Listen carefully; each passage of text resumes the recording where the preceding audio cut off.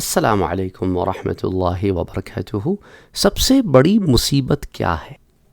حضرت یحییٰ بن معاذ رازی رحمۃ اللہ علیہ فرماتے ہیں کہ ہم نہیں جانتے کہ جنت سے محرومی بڑی مصیبت ہے یا دوزخ میں ڈال دیا جانا، کیونکہ جنت سے کسی صورت صبر نہیں اور دوزخ کو برداشت کرنے کی کسی میں ہمت نہیں، مگر نعمتوں کا فوت ہونا دوزخ کا عذاب برداشت کرنے سے ہر حال میں آسان ہے۔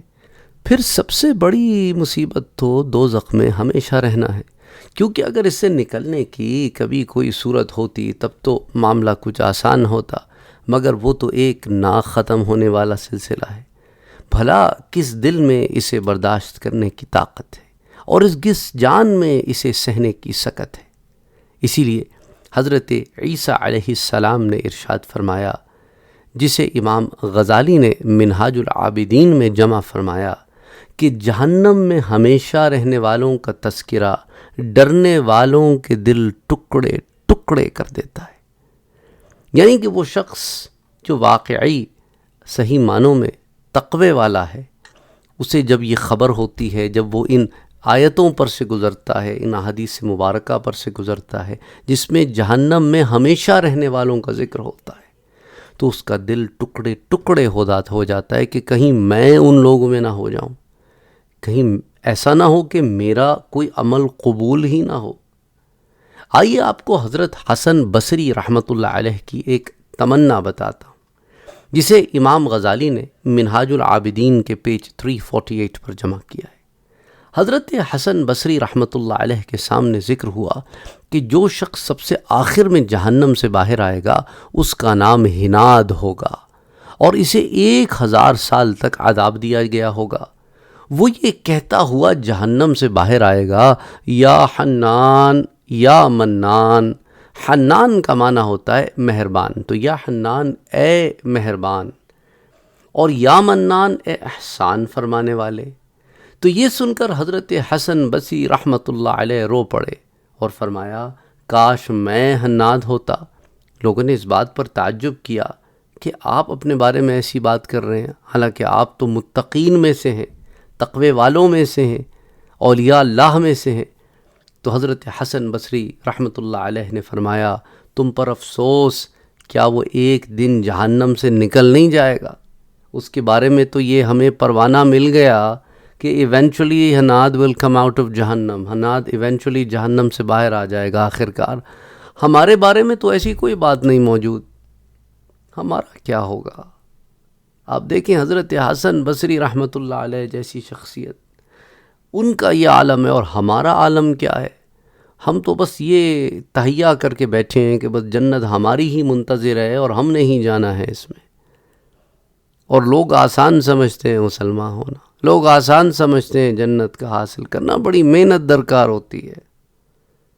امام غزالی رحمۃ اللہ علیہ کہتے ہیں کہ میں اس معاملے میں کہتا ہوں کہ سارے معاملے کی اصل ایک بنیادی بات ہے جو کمر توڑ دیتی ہے، چہرے زرد کر دیتی ہے، دل ٹکڑے کر دیتی ہے، جگر پگھلا دیتی ہے، آنکھوں سے آنسو جاری کرا دیتی ہے، اور وہ بات ہے معرفت الہی کے چھن جانے کا خوف۔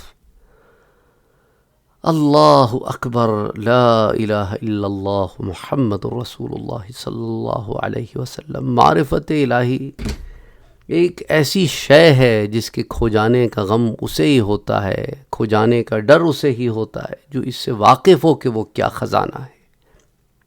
تو آپ فرماتے ہیں یہی ڈرنے والوں کے ڈر کی انتہا ہے اور اسی پر رونے والوں کی آنکھیں روتی ہیں۔ اور بعض بزرگوں نے یہ بھی فرمایا، امام غزالی کہتے ہیں کہ غم بھی 3 ہیں۔ ایک غم یہ ہوتا ہے کہ عبادت قبول نہ ہونے کا غم، پتہ نہیں، خبر نہیں ہماری عبادتیں قبول ہوتی بھی ہیں کہ نہیں۔ دوسرا غم یہ ہوتا ہے گناہ کی بخشش نہ ہونے کا غم، اور تیسرا غم ہوتا ہے معرفت الہی کے چھن جانے کا غم۔ اور آپ فرماتے ہیں کہ یہ تو بزرگوں نے فرمایا، اور مخلصین کیا فرماتے ہیں؟ مخلصین فرماتے ہیں کہ حقیقت میں تمام غموں کی اصل ایک ہی غم ہے، اور وہ ہے معرفت کے چھن جانے کا غم، اور اس کے علاوہ سارے غموں کی کوئی حیثیت نہیں، کیونکہ ان کا ختم ہونا ممکن ہے۔ اللہ اکبر، اللہ اکبر۔ حضرت یوسف بن اسبات رحمۃ اللہ علیہ فرماتے ہیں کہ ایک مرتبہ میں حضرت سفیان ثوری رحمۃ اللہ علیہ کے پاس گیا تو وہ ساری رات روتے رہے.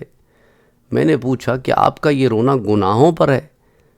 تو انہوں نے ایک تنکا اٹھایا اور فرمایا بارگاہ الہی میں گناہ تو اس سے بھی کم حیثیت رکھتے ہیں، میں تو اس خوف سے رو رہا ہوں کہ کہیں اللہ مجھ سے اسلام کی دولت نہ سلب فرما لے. بہت سارے لوگ ہیں انہیں احساس ہی نہیں ہے کہ اسلام کی دولت ان سے چھن جاتی ہے. ان کے کام ایسے ہوتے ہیں انہیں خوف ہی نہیں ہوتا کہ یہ کام کرتے کرتے ہم دین سے دور نہ نکل جائیں، کہیں دین سے ہی نہ نکل جائیں. اور امام غزالی فرماتے ہیں کہ ہم احسان فرمانے والے اللہ سے دعا کرتے ہیں، کیونکہ دیکھو یاد رکھو ایک ایمان ہوتا ہے، ٹھیک ہے، ایک تو مسلمان ہوتا ہے، ایک مومن ہوتا ہے، اور مومن سے بھی اعلیٰ محسن ہوتا ہے. محسن یعنی احسان فرمانے والا، یہ ایمان کی اعلیٰ ترین کیٹیگری ہے جو حدیث جبریل میں بیان ہوئی ہے. تو فرماتے ہیں ہم احسان فرمانے والے اللہ سے دعا کرتے ہیں کہ وہ ہمیں کسی مصیبت میں مبتلا نہ فرمائے اور اپنے فضل و کرم سے ہم پر اپنی بڑی نعمت تمام فرمائے اور ہمیں ملت اسلام پر موت عطا فرمائے.